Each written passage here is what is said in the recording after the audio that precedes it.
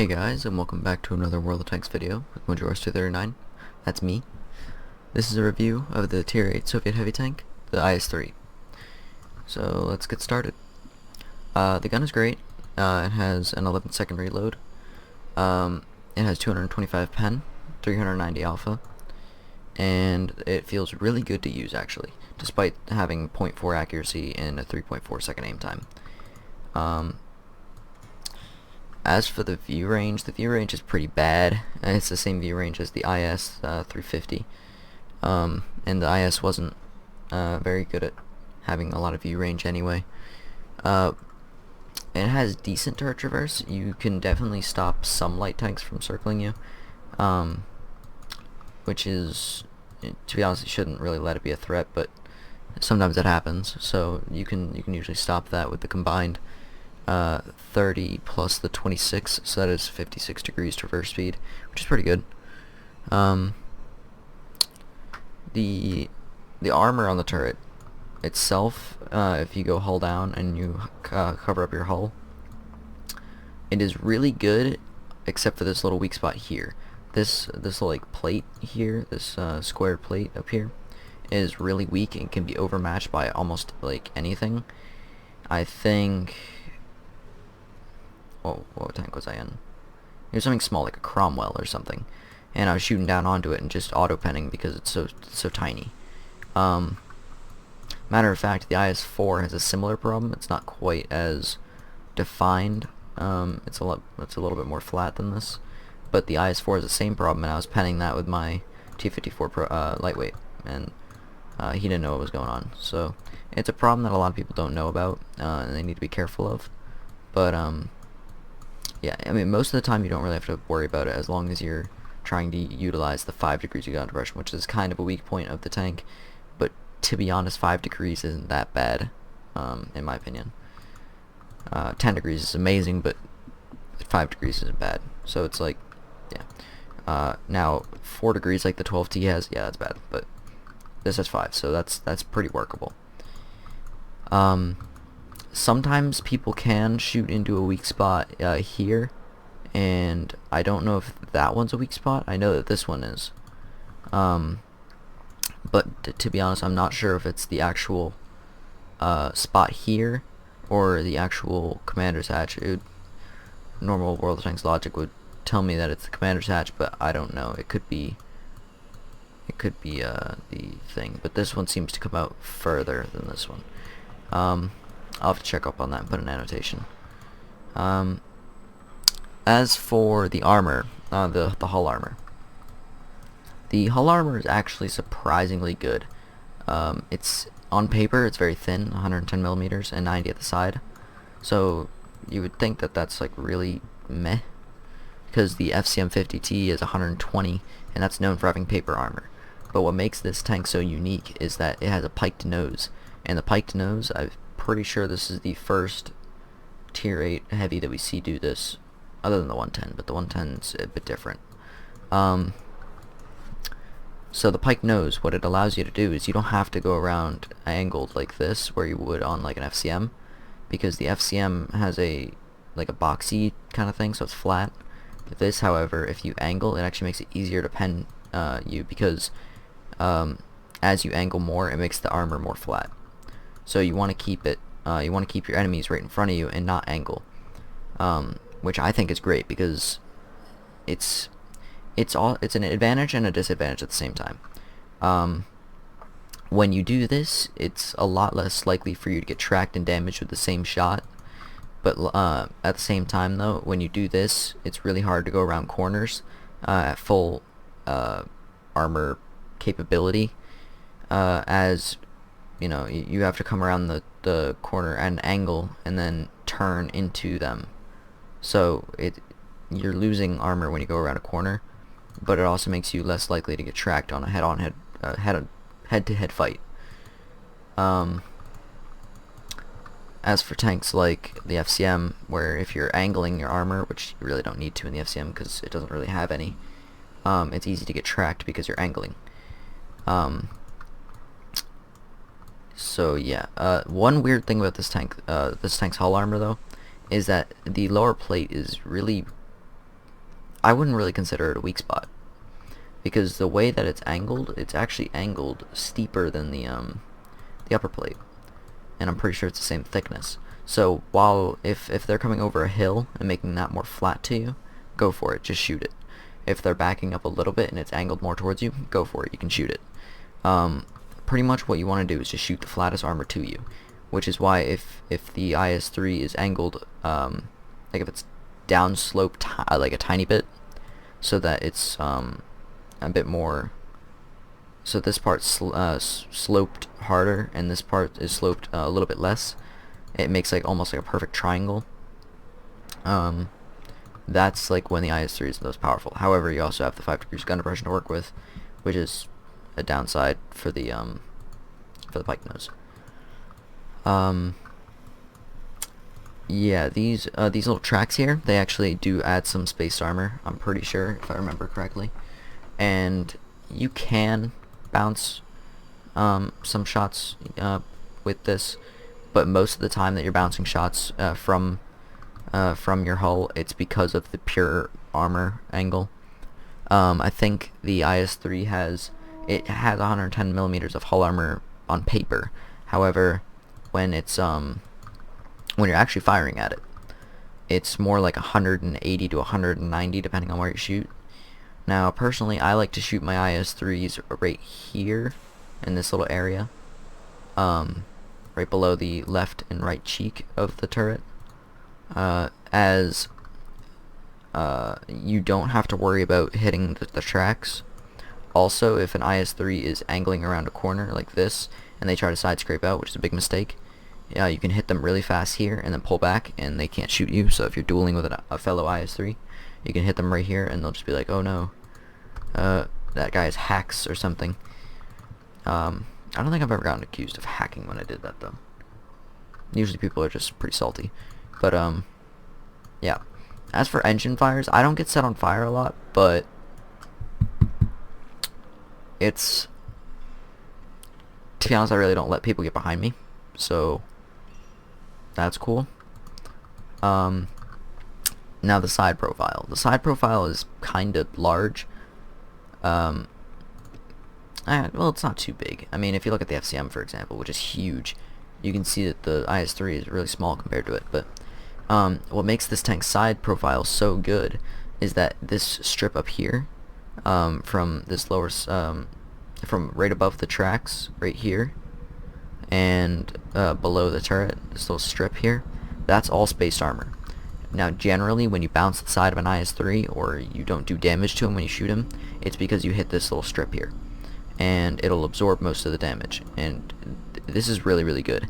A lot of IS-3 players will opt to reverse side scrape if they have time, which means that they will side scrape out like this instead with their gun facing towards you, because then the spaced armor can play a part without the frontal pike becoming an issue when you side scrape. While I'm touching on side scraping, don't side scrape with this tank normally, unless you're fighting something where they just fired and you don't want to be exposed for too long. It can work, but I just wouldn't recommend it. If you're gonna shoot someone, the only good thing that side scraping does is allows you to make sure that you have less of a threat of getting tracked, in my opinion, for this tank. Because if you go out, like let's say there's a wall here, and you come out like this, they're gonna shoot you through the track you. You're gonna have to waste a repair kit, or just sit there and take the damage and die.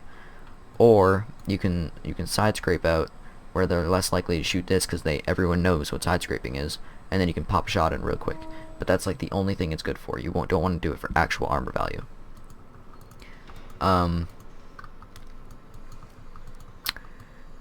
The armor doesn't really work against high tier tanks like the let's see, what's a good example?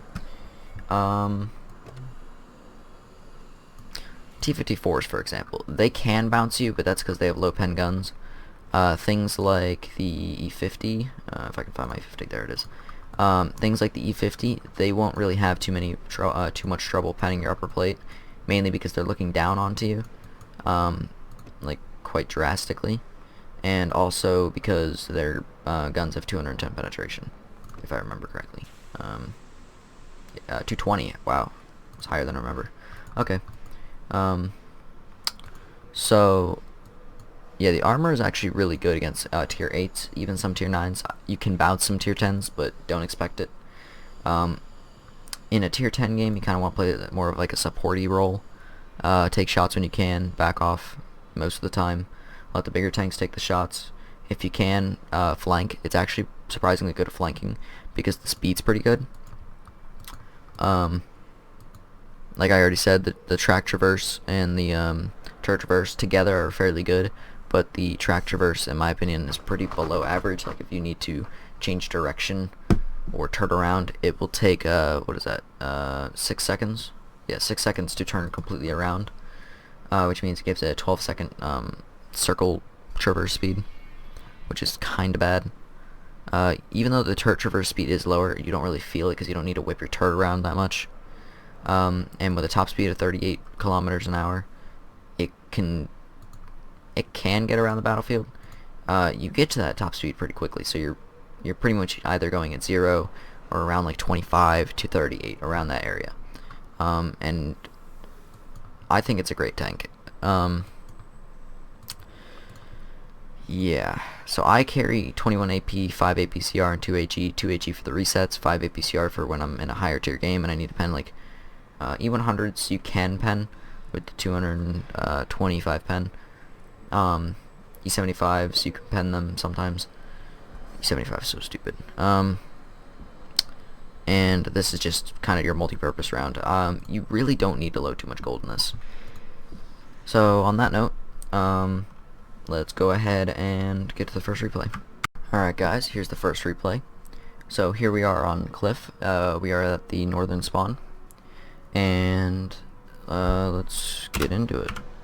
So the first thing I look at when I see a tier 8 match and I'm in my IS-3, I look at the enemy team's heavies first, and also I look at the map, of course.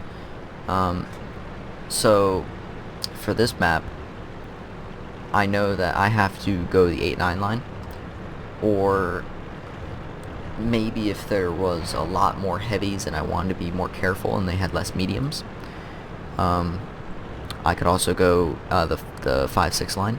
That's a reasonable tactic. I prefer to go 8-9 line because it's more corridory, and that's kind of where this tank excels. Also, there are no artillery here, which is a plus. I'm going to size down the map because we really don't need a map that large in a replay.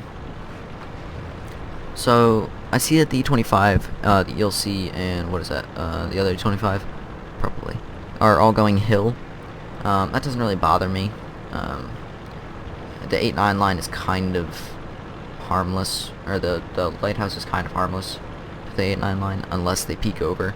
But I know that the E25 and the ELC don't have too much gun depression, so I'm not too worried about it. I think this turns out to be a loss anyway. So I ask for help a little bit back there because I see that they have 3 heavies, and with my luck they'll all be here.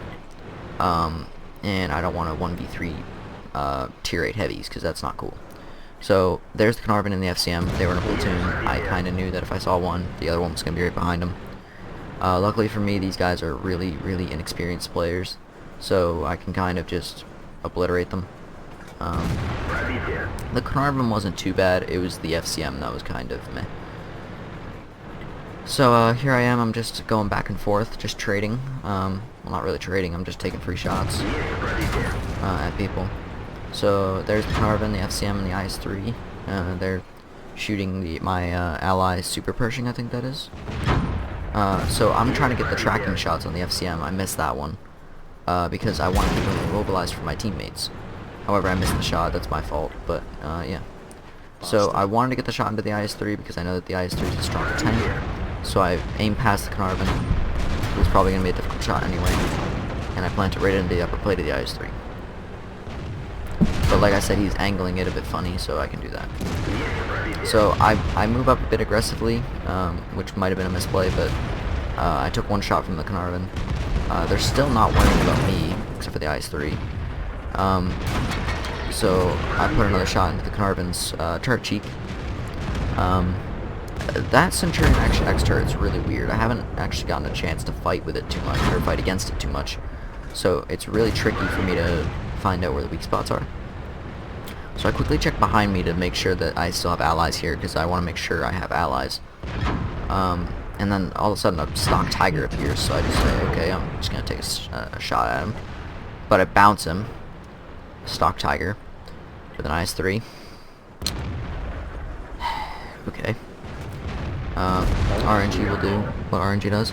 I pinged the map a couple seconds ago to show that the mid has fallen to a Super Pershing and something else. What is that? A Ferdinand, I think? No, just a Super Pershing. So I pinged the map to show that the Super Pershing it has won the mid, and that we should probably pay some attention to it. So I'm trying to hurry up my game here on this flank, because I don't want to get flanked by the Super Pershing. See, now I think I made a huge mistake here in a few minutes, but we'll keep watching and we'll find out. So that was a big mistake. I shot such an angled Carnarvon cheek. That's so angled, there was no way that was going through. So my first shot, you guys are probably looking at me like, wow, this scrub shooting at a Super Pershing floor plate. It's not a consistent shot, but they will go through, surprisingly, like that. Now he's spamming gold, so now I'm a bit afraid, because Super Pershing spamming gold, that's not cool. So I'm trying to see now. Another mistake I made. I should have killed the Super Pershing, but by the looks of this game, I actually can't remember if we won or lost. I think we won.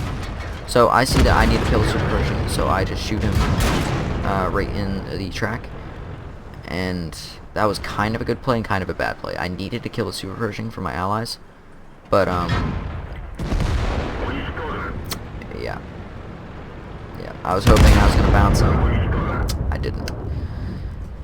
So there's that. The Super Pershing killed him right as I died. So I did 4423 damage, and I blocked 3,000. So as you guys can clearly see, this is not a fragile tank.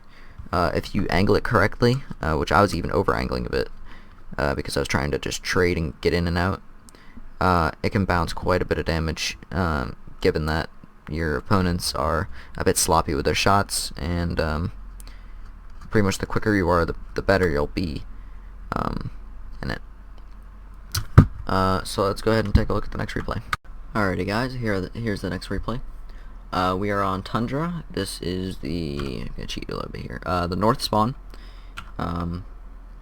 So let's just get into it and I'll explain what I'm doing as I go in. Okay, so the first thing I do is I look at the lineups. It's actually a very, very balanced matchup. They have two tier 6 TDs, a tier 6 medium, or rather, it'd be easier to say, both teams have two tier 6 heavies, a tier 6 medium, a tier 7 light, a tier 7 artillery, a tier 8 tank destroyer, or two tier 7 heavy tanks, a tier 8 medium, and 3 tier 8 heavies. So there's very, very different, there's very, very similar lineups on both teams. They have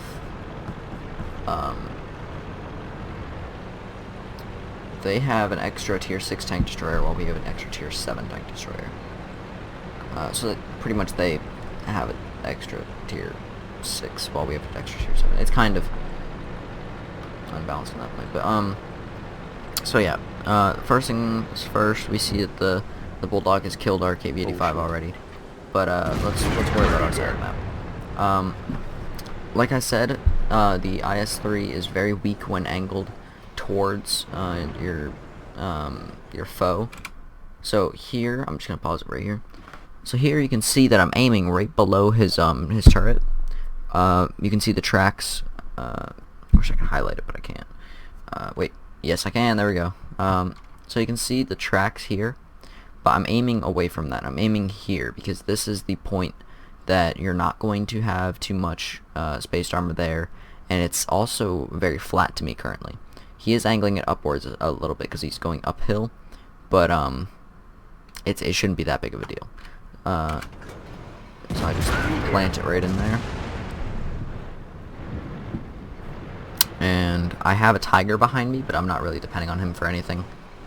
He's not too scary. The IS got spotted back there. See, my problem there was, I'll pause it next time. Go poke the IS-3. Which is not going to be for a while. I just snapshot the SU-100. I don't want to stick around. It's not like this gun's going to penetrate my turret and hold down, but I don't want to take a chance, so I might as well just take the shot and get out. So the SU-100 is out of my range, and so is he. So, there it is. The first shot went here, the second shot went here, it appears. The shot that I bounced, it hit here, so it hit right on the edge of this, and at that angle, that's going to be an auto bounce. I think you can pen this in some circumstances, but I wouldn't rely on it. Just stick here and here. So I just go again. I think the tiger pens one. No, he doesn't, of course. So like I said, the DPM on this tank actually doesn't feel too bad because you can put out the shots quite quickly. I was a bit greedy there. I didn't let him fire. I didn't let him bounce me or anything. But one shot taken for his entire tank, that's pretty good. So I just keep moving down into their side of the map. I can see that the IS is trying to run away. Just plant a shot into his upper plate. ISs really don't have... They have a small chance to pen, just like IS-6s, but that's why I wasn't really worrying about him. I was kind of just taking the shots and then getting out. So, I guess you can pen the turret front.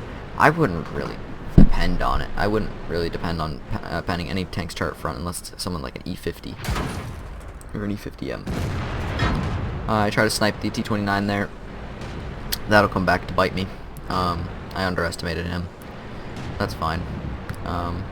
So I saw that the 1375 has taken out the IS. I moved in.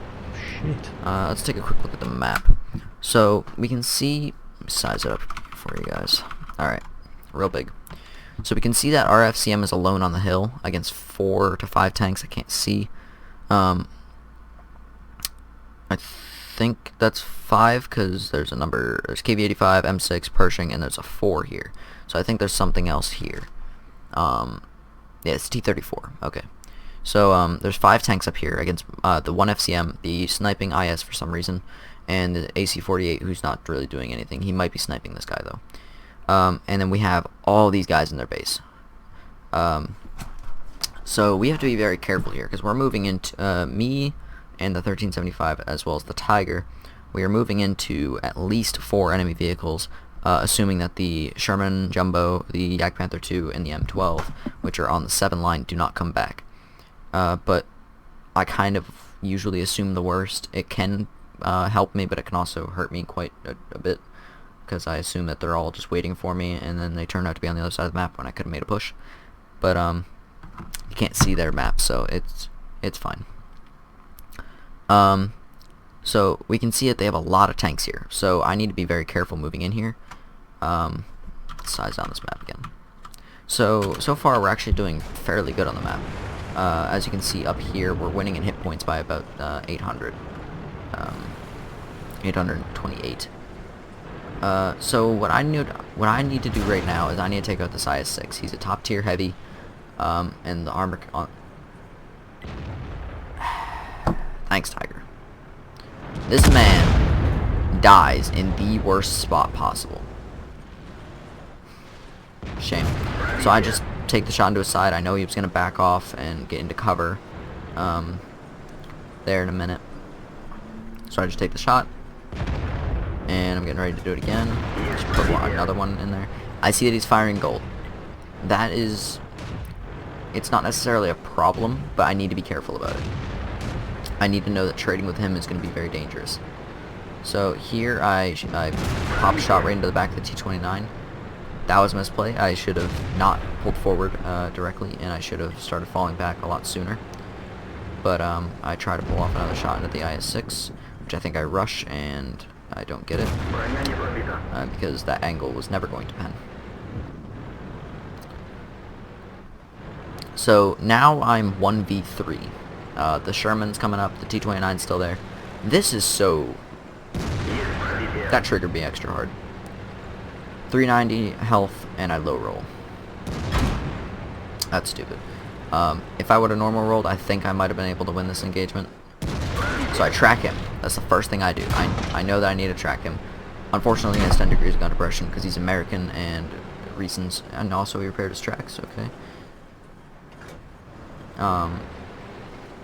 So yeah. So I don't take the shot at the T-29's upper plate. I was never gonna be able to pen that. That should have gone through because that is upper plate. So I see the Yak Panther. So now I'm 1 of 4, and I was like, oh no. So what I do is I push up against him. So right now I'm holding A and S. So I'm pushing up against him. That way he can't turn into me, and he also can't fall back and get behind me because if he reverses faster than me. So I start backing up, and sorry about that. So I start backing up, and then I push into him, and I wanted to keep him beside me so he would shield some of the shots, but unfortunately that didn't work. So I just take the kill shot, I get the T-29 out of the game. It gives my team a better chance to win. So I'm hoping that since I bounced the IS-3, I was like, come on, Yak Panther, bounce. He did. That's great. So I shoot the Yak Panther, and now it's just a matter of bouncing it around. Oh. The IS-3, he pinned me. So that's the end of my game. However, we did go on to win this game. I'm not sure how, but we did. Because I think I'm not going to be able to watch this replay anymore since I probably left the game. Not sure though. So I did 5355 damage, and blocked 3700, and that brought my WN8 score to at least 7195. That's not actually what it is. It's a lot higher than that, but this is a rough estimate, and it's usually lower. So, yeah, I don't know if I'm going to be able to change spectating modes. Oh, cool. I think I was in a game with this guy last game from this, but so the T-34 manages to take out the T-34, which is good. Our T-34. So that's great. I think this Yak Panther 2 just YOLOs way too hard, and we just obliterate him. So the AC throws a shot in, the T-34 hits him on the upper plate, the FCM finishes him off. Okay, never mind. I actually haven't watched this replay since... I haven't watched this replay at all. I've watched the actual game happen, but that was, I think, 2 days ago, or a day ago. I think it was yesterday, actually.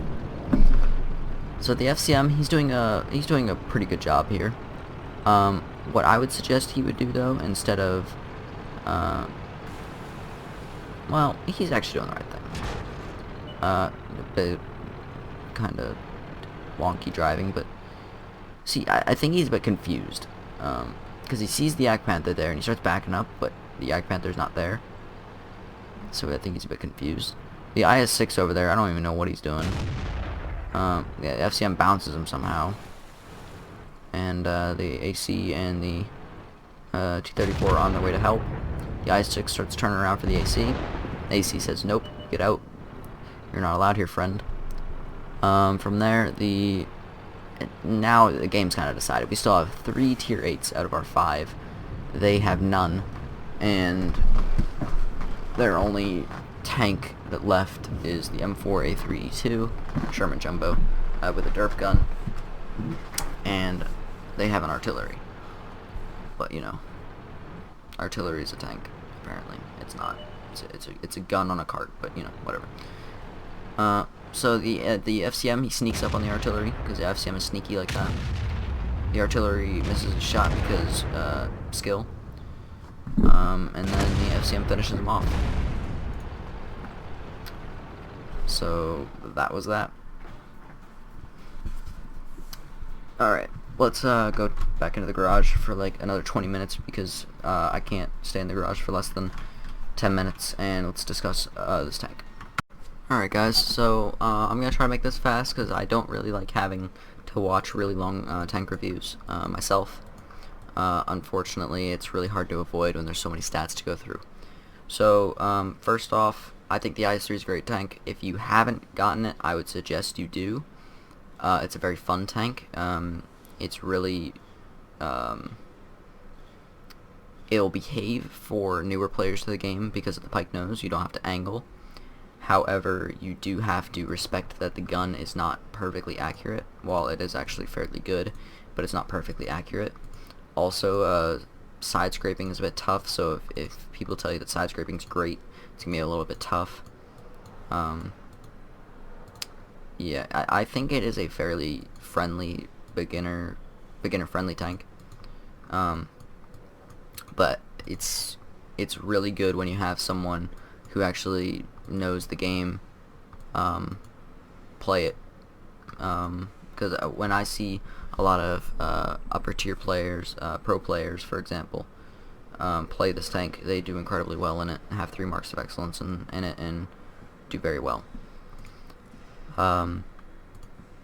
As for my performance in it, I think I do fairly well. I averaged 2200 damage in it, which is more than I averaged in my T54 back when I was grinding up to my first tier 10.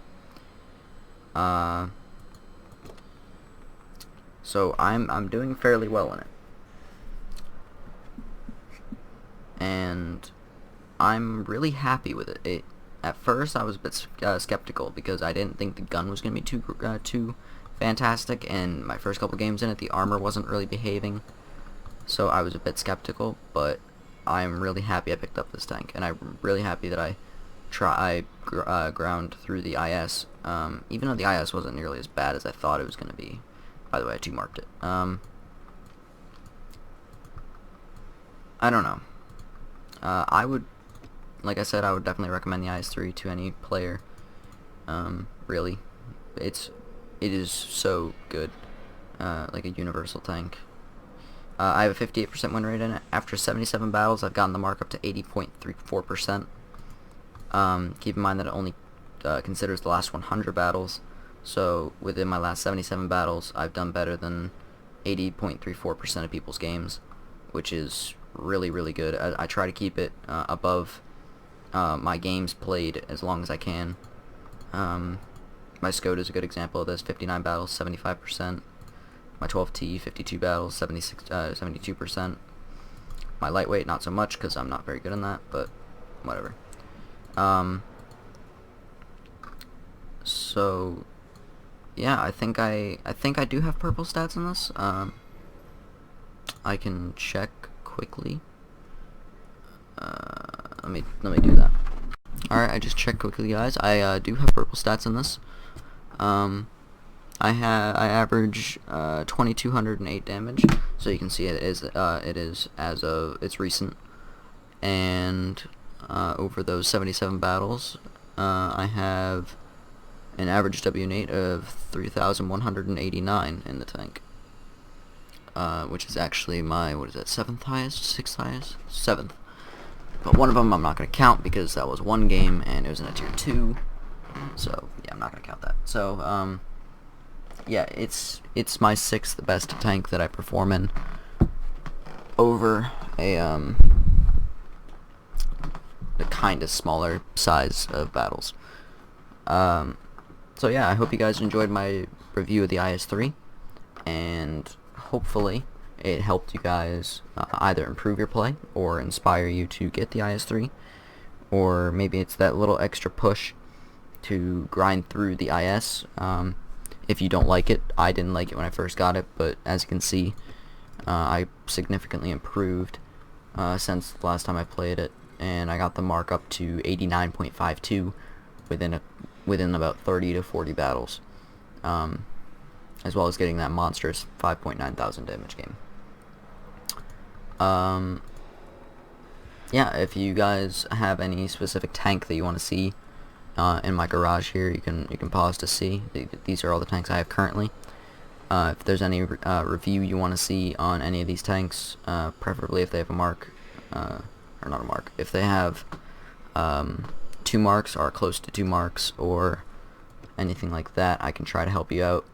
I feel I'm a fairly decent player at this game, so I think I'll be able to help you guys out.